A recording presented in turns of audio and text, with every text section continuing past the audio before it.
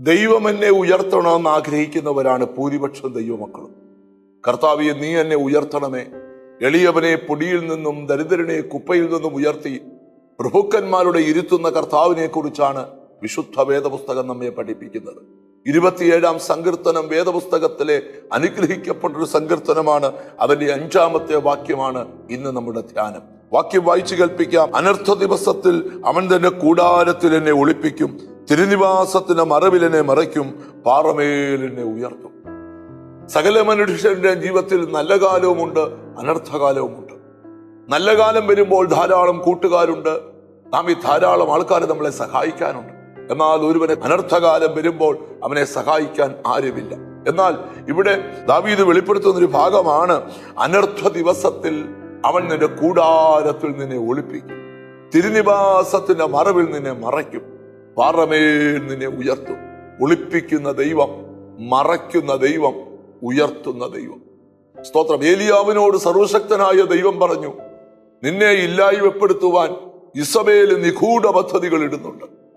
എന്നാൽ ആരുടെയും കരങ്ങളിൽ ചെന്നുപെടാതിരിക്കുവാൻ കെരീത്ത് തോടിന്റെ അരികിൽ പോയി ഒളിച്ചിരിക്കുക. ദൈവം ഒരു വ്യക്തിയെ ഒളിപ്പിച്ചു കഴിഞ്ഞാൽ അവനെ കണ്ടുപിടിക്കുവാൻ ഒരു ശക്തികൾക്കും കഴിയത്തില്ല.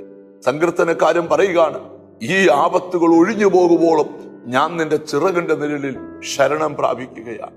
ഇന്ന് വചനം കേൾക്കുന്ന മക്കളോട് ദൈവത്തിന്റെ സന്ദേശം പറയാം.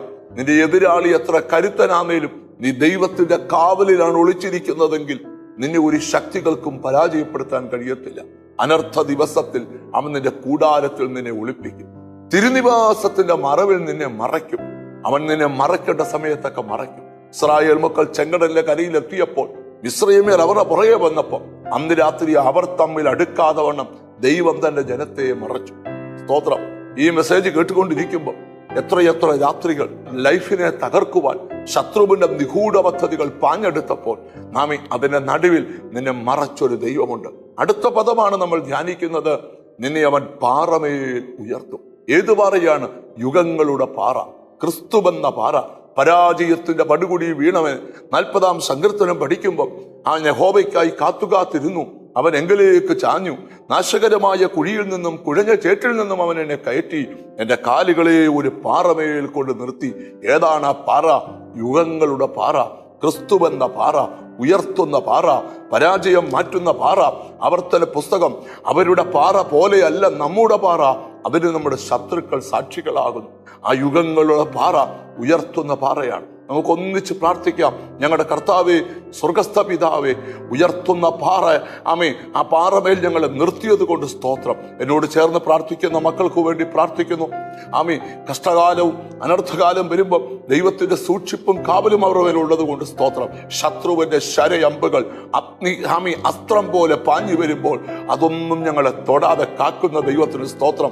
എന്നോട് ചേർന്ന് പ്രാർത്ഥിക്കുന്ന മക്കളെ നിന്റെ നാമം ചൊല്ലി പിതാവിന്റെയും പുത്രന്റെയും പരിശുദ്ധാത്മാവിന്റെ നാമത്തിൽ അനുഗ്രഹിച്ചു പ്രാർത്ഥിക്കുന്നു. അവർ അനുഗ്രഹിക്കപ്പെടട്ടെ യേശു ക്രിസ്തുവിൻ നാമത്തിൽ തന്നെ. ആമേൻ. ഉയർത്തുന്ന ആ പാറയിൽ നമുക്ക് ഉറച്ചു നിൽക്കാം. കർത്താവ് നമ്മെ അനുഗ്രഹിക്കട്ടെ.